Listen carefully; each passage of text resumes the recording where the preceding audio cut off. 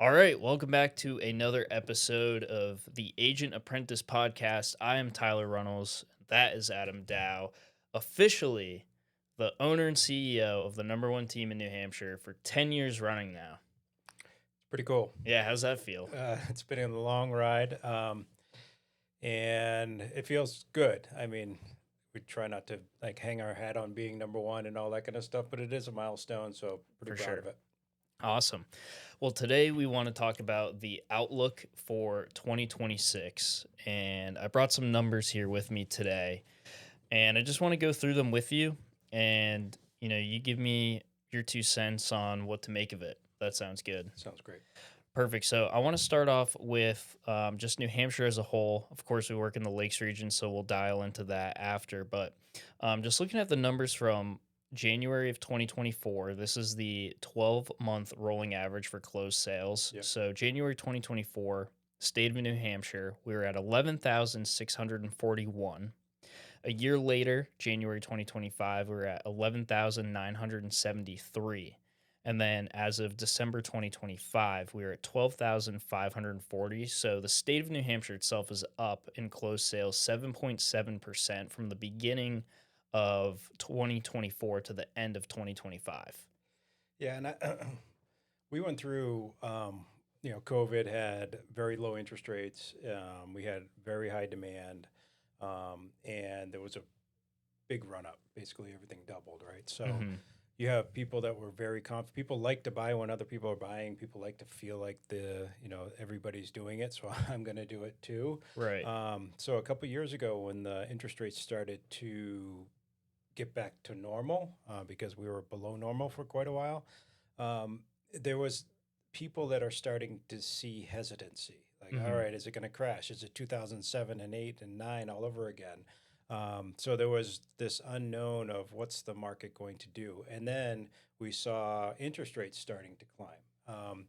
So the last couple of years, we've had a little bit of what I call a deer in headlights moment, Hmm. where people are just kind of stuck.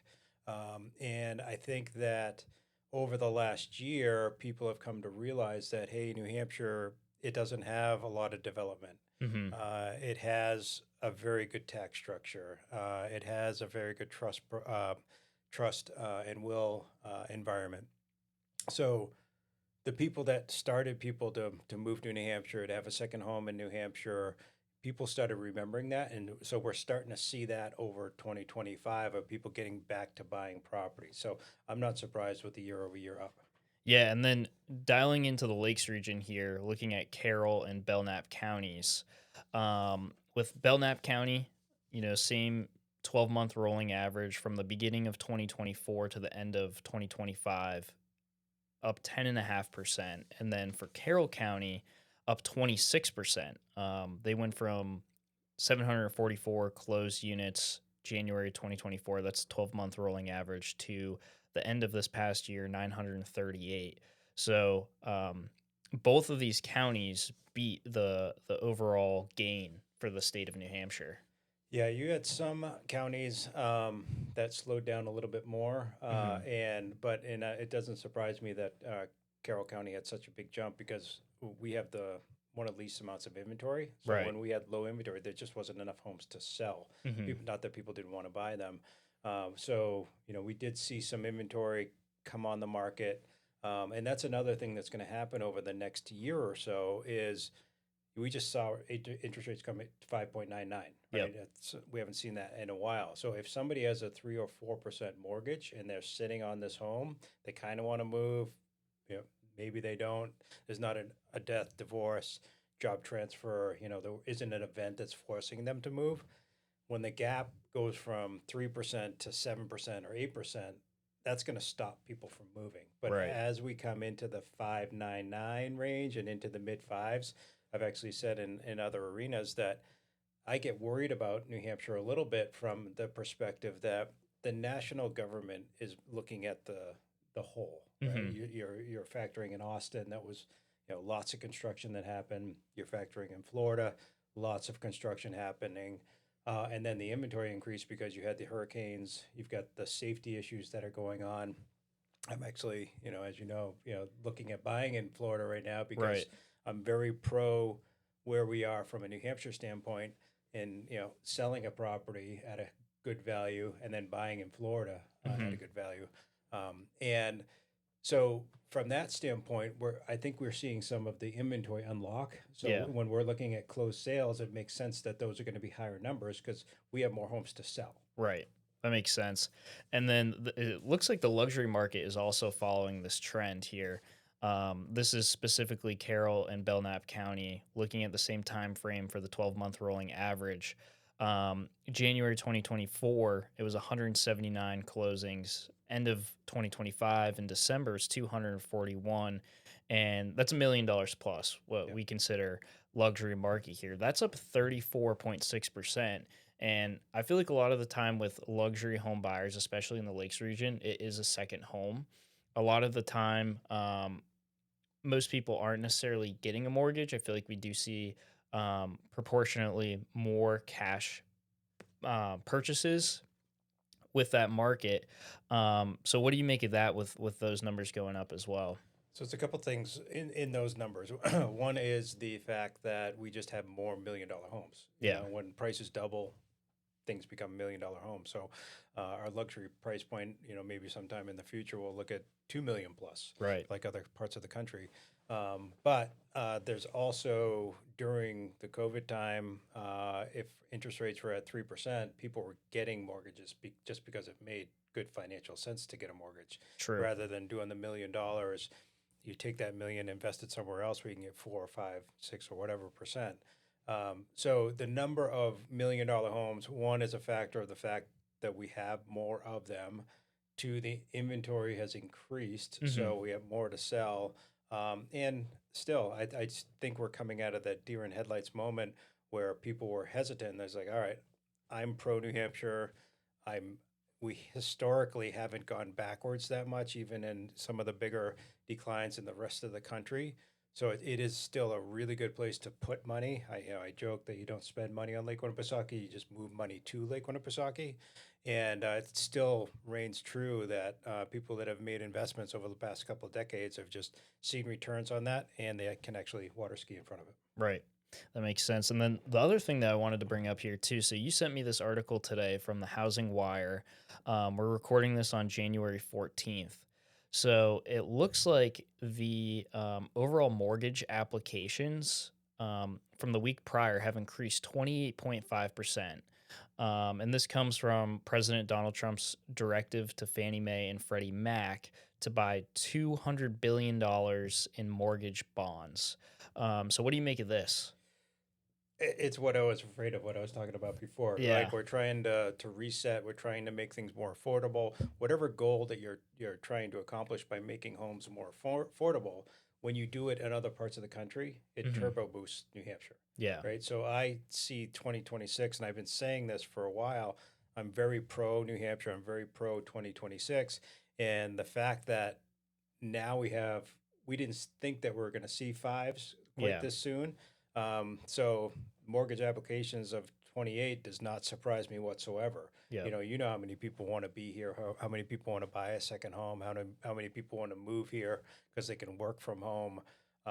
New Hampshire is just a desirable spot. So I've said in previous interviews that I'm nervous that New Hampshire will get it back into the red line like we were in COVID when you've got this buyer demand because of interest rates, because of feeling good about the economy or feeling good about New Hampshire in general.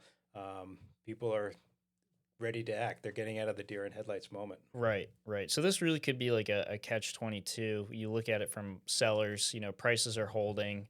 Sounds like with mortgage rates dropping, more people applying for mortgages, that you're going to have a bigger buyer pool, meaning potentially more offers for your home, offers without contingencies, less home inspections, things like that, which is fantastic for a seller. For a buyer, especially first time home buyers, kind of my generation, it's not, it sounds like it's not going to get any easier. And that's a whole different podcast. Yeah. Zoning, a town's not in my backyard attitude. Yep. I'm in New Hampshire. Let's shut the door. I don't want anyone else to come in. Right. But yeah, I mean and that's why I say worried. It's going to be great for us selling property. It's going to be great for our sellers to get maximum value and things like that. But if you're a buyer, I think it's just like a little yellow light or a red light to say, hey, if you're on the fence about something right now and it Hmm. checks the boxes of what you need from your family perspective, you can afford it. It's not going to put you at financial stress, but it's just not perfect. There's no perfect property out there. Yep. It might be just that kick in the pants to say, all right, I'm going to buy it. The other joke that we have in the office is, when I go to list a property on Lake Winnipesaukee, they say it's the best spot on the lake. Right. Of Because I course. mean, you say that, I say that, Yep. like mine's true, but uh, Yeah. but it's like it's something that you want to do for more than just the 1% return or paying 1% more or 1% less. This is a lifestyle. This is a generational, perhaps. It's a Hmm. huge decision. So don't let trying to time the market get in the way, because there are people that have been looking for 5 years that have priced themselves out of what they wanted. Right. And what I would say too is kind of the good news for buyers with interest rates coming down is that every point that the interest rates come down, you have 10% more affordability. So even if there is more competition, with the rates dropping, you do kind of open yourself up to other opportunities that you may have been priced out of before. So it's not like you're not going to have any homes to purchase. Well, and that's where the urgency comes in, right? Right. Because that will increase prices by 10% eventually. Hmm. It's like when you put a first time home buyer credit out there, Yep. the people that take advantage of it quickly can actually get the credit. Yep. But then the market is, economics 101 is things adjust to supply and demand. So if the demand goes up because more people can afford it, that means the prices are going to go up. Right. So I do think that this spring of 2026 is a very, important time, that if you're serious about getting something in New Hampshire, that you really pay attention to the market. And if something's there that's 90%, Hmm. 80%, whatever it is, uh, you know, don't hesitate, grab it. Yeah. And I would say if you want to be in that first group that's ready to make a move, you want to grab it before, prices kind of catch up to what we're seeing, is that we're here to help. Yeah. We can set you up on market reports, show you what's out there, get you in the house tours, and obviously, keep you updated with the latest information to make the best decision for you and your family, and move forward. And I think that's the biggest thing. Even leading people through COVID, there were anomaly deals. Hmm. The something that someone put a price tag on that was actually too much, Right. but it was just COVID time, and somebody said, "I've been looking for 4 months. I've missed out on 5 properties. I don't care what it costs. I'll overpay." So anytime in any market, there is value in having somebody that knows the market to say, hey, you know what? That lake actually isn't that popular. I know it's a waterfront, but there's a reason it's priced like that. And so now going forward is there will be people that will try to stretch, their listing price. Yep. They'll read the news or they just want more money.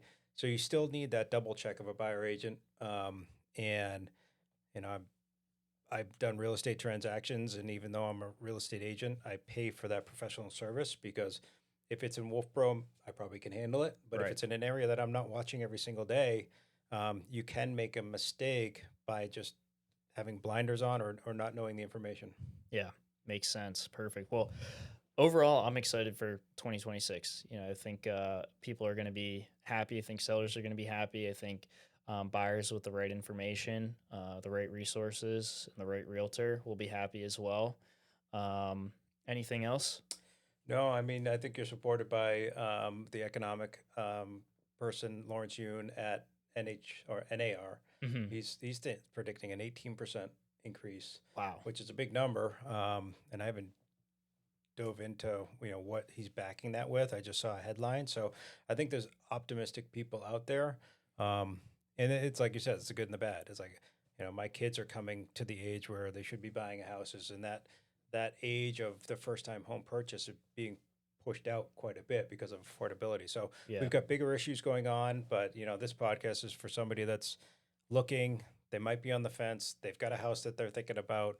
It's an encouragement that 2026, by all indications, is going to be a year you look back on and say, I'm glad I bought a house. definitely. Perfect. Well, this was a good episode. I appreciate everybody watching. Make sure you subscribe, you follow, and stay tuned for the next one. Absolutely. Thank you Appreciate it, for Adam. joining. Yep.